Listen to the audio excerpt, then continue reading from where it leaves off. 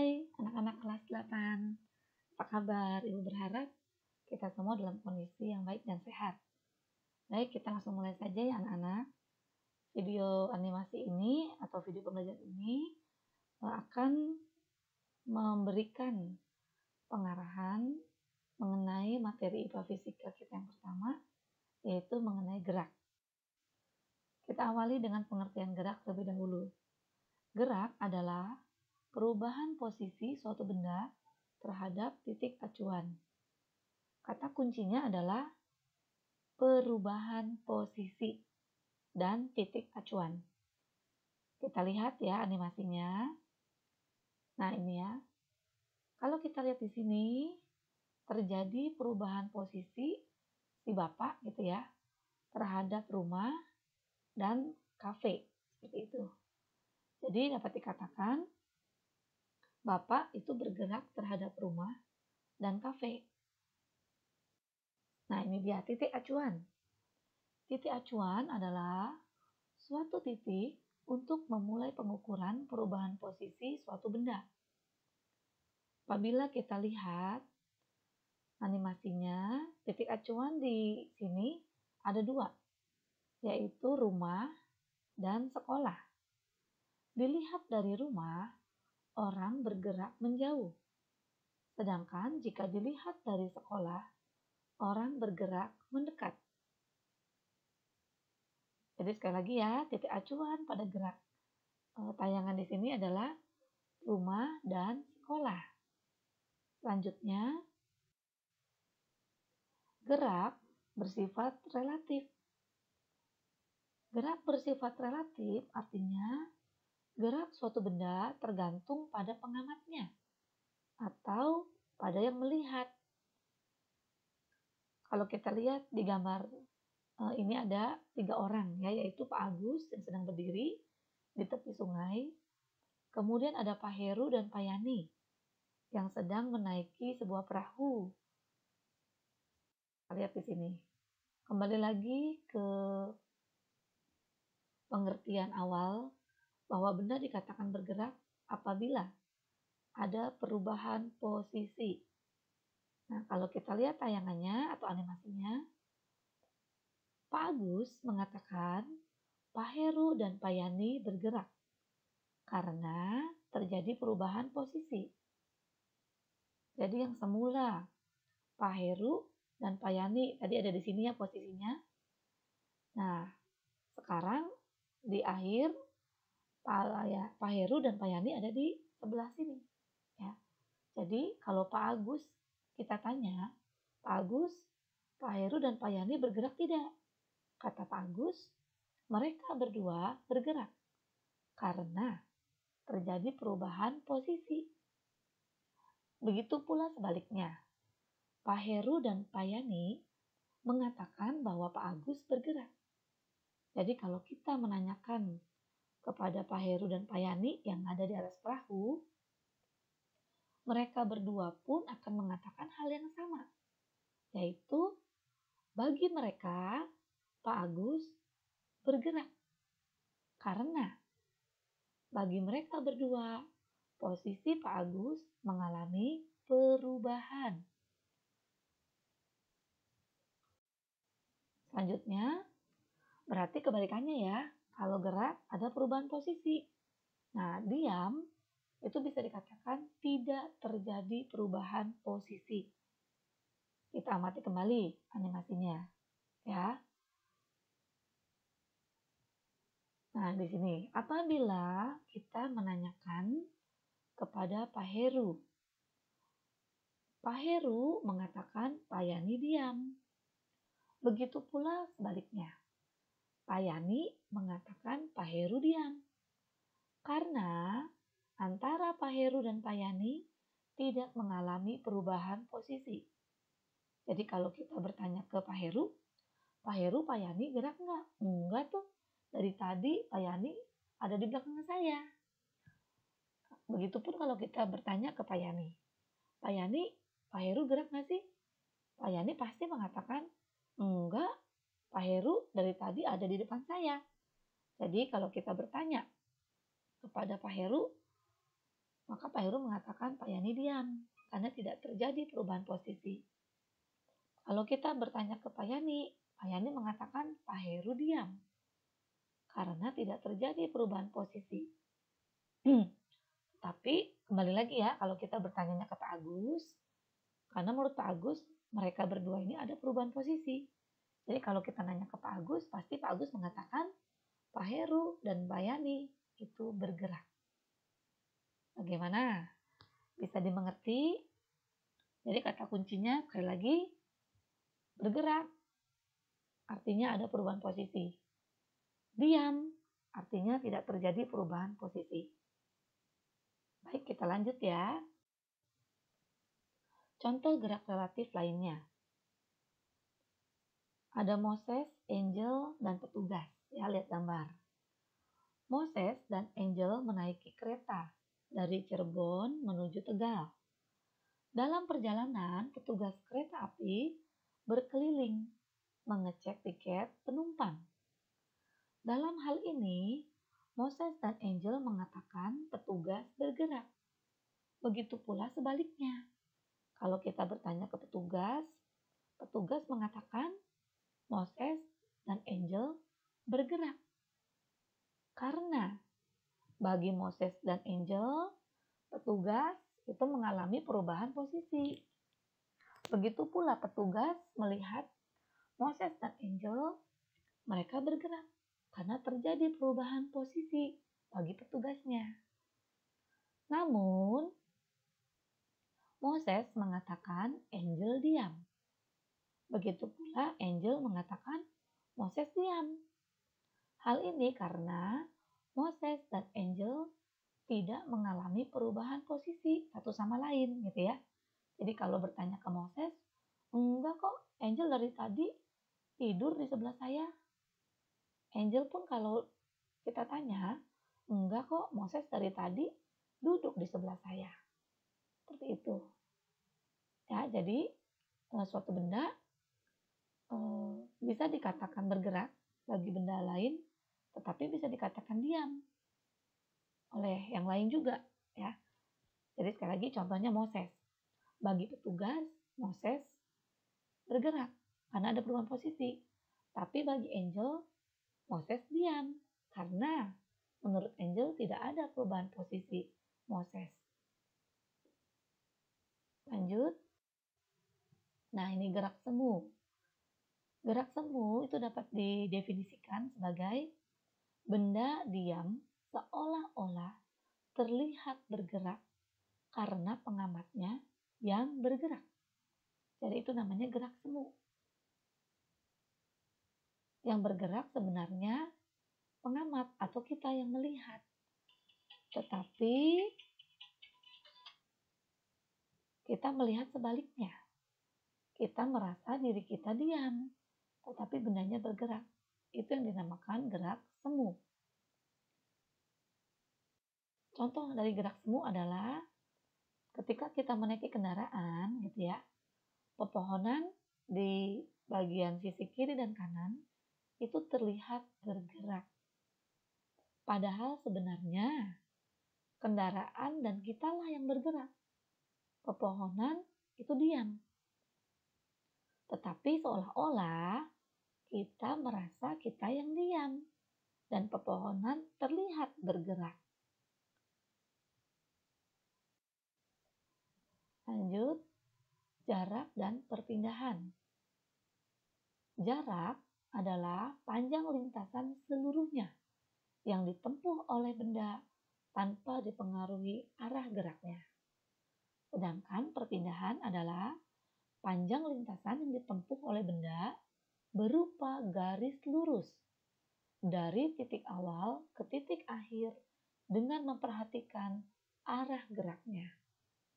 Jadi kata kuncinya jarak itu lintasan seluruhnya. Sedangkan perpindahan itu berupa garis lurus yang menghubungkan titik awal dan titik akhir. Kita lihat ya contohnya.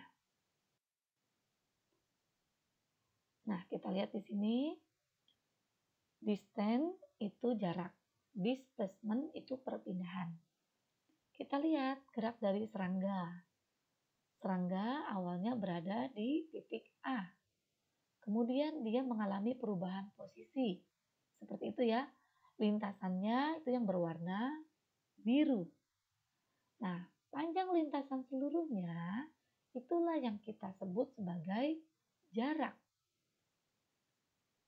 Ya, itu jadi kalau kita mau ukur jaraknya, kita bisa menggunakan tali atau benang kasur gitu ya. Karena lintasannya berbelok-belok. Jadi kalau mau ukur jarak, kita harus mengukur panjang lintasan yang berwarna biru. Sedangkan perpindahan itu ditunjukkan oleh garis yang berwarna merah. Jadi berupa garis lurus yang menghubungkan titik awal dan titik akhir. Ya, seperti itu. Kita lihat contoh yang kedua. Nah, di sini kita fokus ya ke contoh yang kedua, di gambar yang kedua. Kalau kita lihat di gambar yang kedua, nah ini kita lihat ya, itu lintasannya, bendanya yang berwarna hitam, kotak gitu ya, bergerak sepanjang lintasan. Nah, yang berwarna hijau itu jarak. Jadi ini jarak ya, kalau kita lihat ini jarak lintasan seluruhnya. Sedangkan yang garis berwarna biru itu menunjukkan perpindahannya. Nah, untuk mengukur jarak berarti kita harus menjumlahkan lintasan seluruhnya. Ini ya, 10 ya. Kalau kita lihat ini kan lintasannya nih. Ke kanan, turun, ke kanan lagi, turun lagi, ke kiri, naik, dan ke kiri. Inilah jaraknya. 10 tambah 10 tambah 10 tambah 10 tambah 15 tambah 10 tambah 5. Totalnya adalah bernilai, ya kita lihat di sini, jaraknya itu adalah 70. Sedangkan perpindahannya itu yang ini, titik awal dan titik akhir. Kita ukur ternyata hanya 14 km. Baik, kita lanjut ke contoh berikutnya. Nah, ini dia. Ini jarak. Orang ini bergerak ya ke kanan. Nah, ini dia 6 meter. Kemudian berbalik arah. Nah, ini berbalik arah. Nah, kita lihat panjang lintasan seluruhnya adalah 6 ya. Ini jarak yang ditempuh 6 ditambah 4. Jadi 6 ke kanan, 4 ke kiri. Totalnya adalah 10 meter. Jadi sekali lagi jarak itu panjang lintasan seluruhnya, total. Nah, sekarang kita lihat perpindahannya. Kalau kita lihat perpindahannya, orang bergerak ke kanan 6 meter. Kemudian dia berbalik arah. Ya. Kita lihat, dia bergerak ke kiri gitu ya. 4 meter. Jadi sebenarnya orang tersebut hanya berpindah gitu ya. Jadi posisi awalnya ada di sini ya, di 0. Posisi akhirnya itu orangnya ada di sini, di 2 meter. Jadi sebenarnya orang hanya berpindah sejauh 2 meter ke kanan. Ya, yang ke kanan itu bernilai positif, ini 6 meter. Ketika dia berbalik arah, itu akan mengurangi, ya, bernilai negatif. Dia berbalik arah 4 meter, jadi 6 dikurangi 4. Hasilnya 2 meter, karena posisinya ada di sini, di kanan ya. Jadi 2 meter, dia berpindahnya ke kanan. Ya, selanjutnya ini ada contoh soal ya, kalian bisa lihat juga di buku modul IPA. Sebuah mobil bergerak ke barat sejauh 500 meter. Kemudian berbelok ke timur sejauh 200 meter. Tentukan jarak dan perpindahan mobil tersebut. Untuk mengerjakan soal ini, kita harus menggambar diagramnya terlebih dahulu. Barat itu berarti arahnya ke kiri, sejauh 500 meter. Kita tentukan titik awal misalnya di sini. Mobil bergerak ke barat 500 meter. Kemudian berbelok ke timur. Timur itu berarti ke kanan, sejauh 200 meter. Inilah titik akhirnya. Untuk jarak, kita jumlahkan seluruhnya. Jadi jaraknya adalah 500 meter ditambah 200 meter. Maka totalnya 700 meter. Itu nilai jarak. Sedangkan untuk perpindahan ini adalah titik awalnya di sini. Sedangkan titik akhirnya berada di sini. Ingat, perpindahan adalah lintasan berupa garis lurus yang menghubungkan titik awal dan titik akhir. Jadi kalau kita lihat mobil hanya berpindah dari posisi di sini sampai di sini, ya. Jadi kita ukur ini loh, ya, garis lurus menghubungi titik awal dan titik akhir. Berarti 500 dikurangi 200 ini ya. Nilainya 300. Tapi dalam perhitungan kita menghitungnya kesepakatan ya, ke kiri itu negatif. Maka yang 500 itu bernilai negatif 15. Ke kanan itu positif. Jadi plus 200. Hasil akhirnya adalah negatif 300. Negatif menunjukkan arah ke timur atau ke kiri. Selanjutnya contoh kedua. Andi berjalan ke timur sejauh 200 meter. Kemudian berbelok ke selatan sejauh 5 meter. Tentukan jarak dan perpindahan Andi. Kita gambar lagi ya. Timur itu ke kanan. Jadi kita gambar 12 meter ke kanan. Berbelok ke selatan. Selatan itu ke bawah. 5 meter. Kita gambar 5 meter. Nah, di sini adalah titik awal. Sedangkan yang ini merupakan titik akhir. Jarak itu kita langsung menjumlahkan. 12 ditambah 5. Maka jarak tempuh Andi adalah 17 meter. Sedangkan perpindahan itu merupakan garis lurus yang menghubungkan titik awal dan titik akhir. Nah, kita gambar nih ya garis lurusnya. Kalau kita amati, maka ini merupakan segitiga siku-siku. Perpindahan merupakan sisi miringnya. Sisi miring itu dapat dicari menggunakan aturan Pitagoras. Dengan perhitungan Pitagoras, maka kita menemukan panjang sisi miring dari segitiga siku-siku yang sisi datarnya 12 dan sisi tegaknya 5 adalah 13 meter. Arahnya ini ke tenggara. Lanjut contoh yang ketiga. Perhatikan gambar berikut. Jadi awalnya anak ada di sini. Ya, hitung jarak perpindahannya. Ini lintasannya. 1 meter, 2 meter, 1 meter, 2 meter, 3 meter, dan 3 meter. Inilah posisi akhir anak ada di sini. Jarak sekali lagi dijumlahkan seluruhnya. Jadi 1 tambah 2. 1 ditambah 1 lagi tambah 2 tambah 3 tambah 3. Ini ya. Totalnya adalah 12 meter itu untuk jarak. Sedangkan perpindahan kita lihat titik awal dan titik akhir. Ini awalnya dan di sini akhirnya. Tarik garis lurus. Ternyata ini panjang garis lurusnya adalah 3 meter. Maka perpindahan anak tersebut adalah 3 meter ke kanan. Ya, awalnya ada di sini, akhirnya ada di sana. Nah, ini arahnya berarti ke kanan atau timur. Ya, akhirnya ya kita sampai juga ke latihan soal. Silahkan kalian buka buku modulnya halaman 123. Di situ ada mari mencoba 1.1.